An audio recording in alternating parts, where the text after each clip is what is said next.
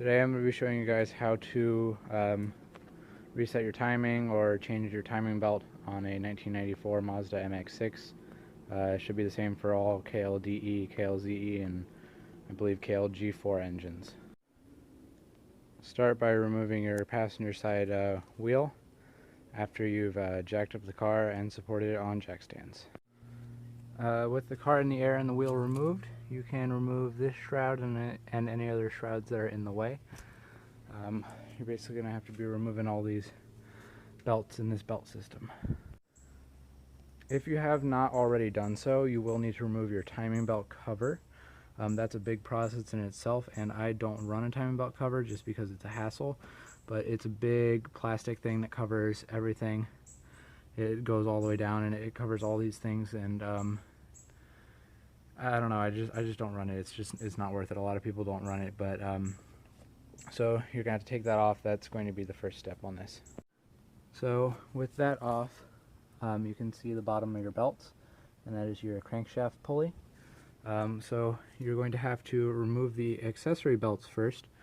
You're gonna do that by cracking the nut on that tensioner pulley, which is a 17mm, and then using a 10mm to unscrew this, and that will raise up that tensioner pulley, and then you'll be able to remove the front accessory belt that goes to the alternator and other stuff.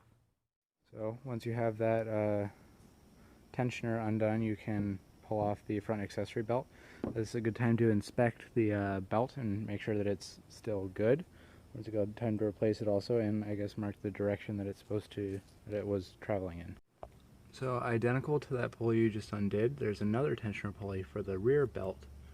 You're going to undo that 17mm nut and then unscrew that bolt, and it will lower that down and take tension off that rear belt, and then you're going to take that belt off as well.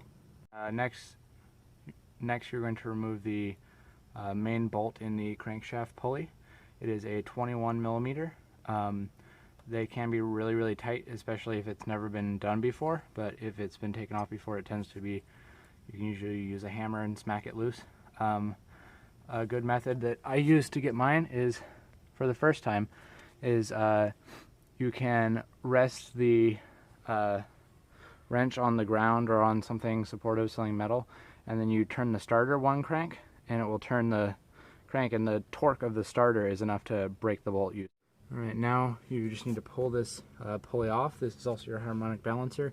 They do make a tool that is like a cross, goes over there, has something that threads into there, and it will push on that center thing, which isn't moving. And then it has two screws that screw into here, and so as you push in the center, it's going to grab onto those screws and pull the whole thing out. Otherwise, you can usually wiggle it free. That's what I'm able to do because I removed this a couple of times, but this is your harmonic balancer, so there is rubber that glues this outside outside pulley and the inside pulley together, and so you don't want to really rip on that or anything, or it's going to break it. And be careful because there are teeth on the back. There are, let's see if I can get this off one hand. There we go. Oh, it's heavy. There are teeth, I guess you'd say, on the back, and that's what your crankshaft sensor reads. So be careful not to damage those. But yeah, there's a tool that screws into there and it goes across there and it pushes through the middle and pulls it off. But mine just came off. So remove that, and then you can see where your timing belt attaches to the crankshaft. So the next thing to remove is going to be your timing belt tensioner. This is your timing belt tensioner pulley. It is just like the ones you have here where it pushes on the belt to tension it. Usually that blue part you see right underneath it is the actual timing belt tensioner itself. They come from the factory with a hydraulic one. It uses hydraulic pressure to keep it at a constant tension, but those tend to fail, even brand new. So, and I have a how-to video on this. There is a way to convert it to a manual tensioner. See where it has that screw, that bolt coming out the bottom? And so tightening that bolt pushes the little rod out, which pushes this pulley up and tensions on the belt. I did make a how-to on that, but you're going to loosen that and to take tension off the belt. If you don't have one of those, then you can start taking off the whole timing belt tensioner by its bolts, which are you can see there they're outlined in blue. You're going to take out those 2 bolts to the block, and then you're going to pull that off, and then your timing belt should have slack in it. So this is the wonderful part about having a manual timing belt tensioner, is that once you've got it loose and it's just the spring tension on it, you can actually take this little pulley and it just freely moves. And so you can, it's hard to show you guys, but you can overcome the spring pressure on it, and you can actually push it down enough to be able to let you slip the timing belt off without having to take off the timing belt tensioner. Otherwise you would have to take off the timing belt tensioner. So with that tensioner either loose or removed, you can pull the timing belt off now. It's a good idea to use some whiteout to remark your timing marks. There's a little divot in the pulley there that you can tell is where your marks are. You can see I've put whiteout on mine. I'm doing a job with the cam seal right now, but it's a good point to mark your timing marks so that you'll be able to get everything in time easily. So now you're going to get your cam sprockets in time. Make sure that the little timing marks line up with, make sure the tooth that the timing marks are on lines up with the little tooth that it's supposed to be in line with, and then use some vice grips and some cardboard to protect your belt, and just clip your belt to that so that it can't come loose. You're going to have some slack. Just make sure that there's no slack in between the 2 pulleys, because those need to be in sync perfectly. Alright, so this method is an adapted method from the Write-Up on Probe Talk by Travis Williams, which I can link in the description. It's very good. Basically, to take out the slack, or to get the slack in a belt where you want it to be, you line up that one perfectly where it's supposed to be, and you can see I've got the belt clipped to the sprocket. And this one I have about a tooth off, and that's where it's going to be. With both of them clamped, and this is still a little loose, you can see that when I turn this to be in time,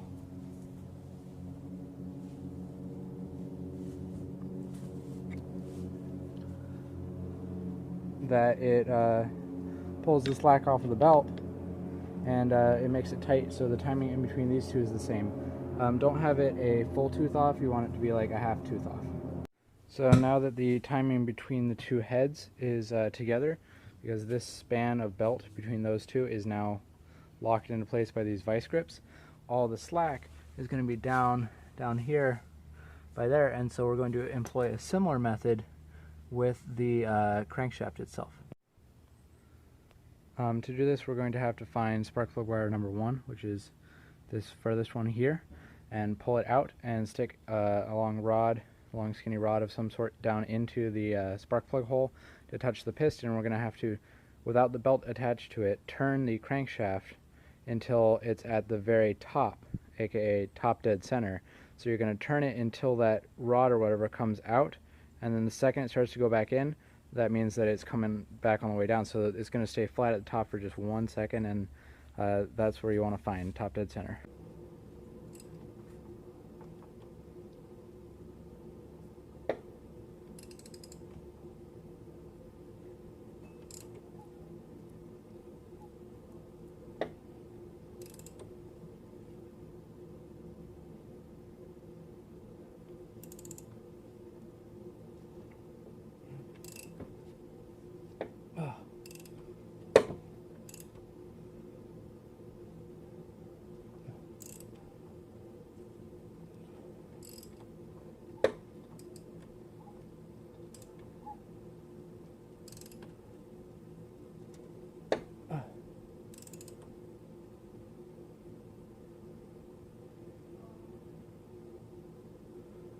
So that's top dead center. Alright, so there's a little notch on the crankshaft itself that should be lined up with the very top when it's at top dead center, but that it's at top dead center every other rotation of the crank, so you can't go by that. You have to test it actually in the engine. See that little notch? When that's lined up with that little arrow, that means it's top dead center. So it's that tooth right there. So this tooth can either be dead center on the bottom or dead center on the top, and that means that it's at top dead center. So I need to turn that back just a tiny bit.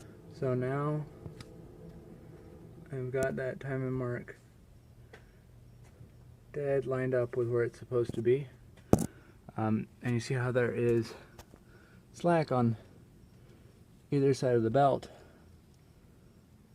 there, and we want all the slack on the timing belt tensioner side. So we're going to pull that belt off a little bit. We're going to turn it back one tooth, and then when we turn it that way, it's going to pull all the belt slack on that side. And so you want to have it one tooth that way of top dead center, and then put the belt on exactly like this. You're going to stuff one of your a short small extension in there right underneath that belt. It fits just barely, and that way the belt's going to stay. That's like the equivalent of the vice grips that we used up top. And so that's how you set the bottom, and then make sure that the top is still in time. So with the belt on, and once the slack is transferred to that side, you can put back up in the timing pulley and the timing tensioner and its pulley, and release the pin that you put in to lock it. And so this will be, that's at top dead center now. There's no slack on the belt anywhere because the tensioner is in. Recheck that your timing marks are lined up where they're supposed to be, and then you can go ahead and take off these vice grips and then turn the crank a couple of times, and just make sure that it's still lining up with the timing marks every other time it goes around, and make sure that it's hitting top dead center when all the marks are lined up.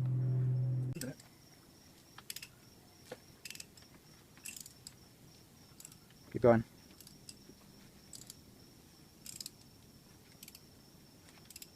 Keep going. So that's top dead center on the bottom. So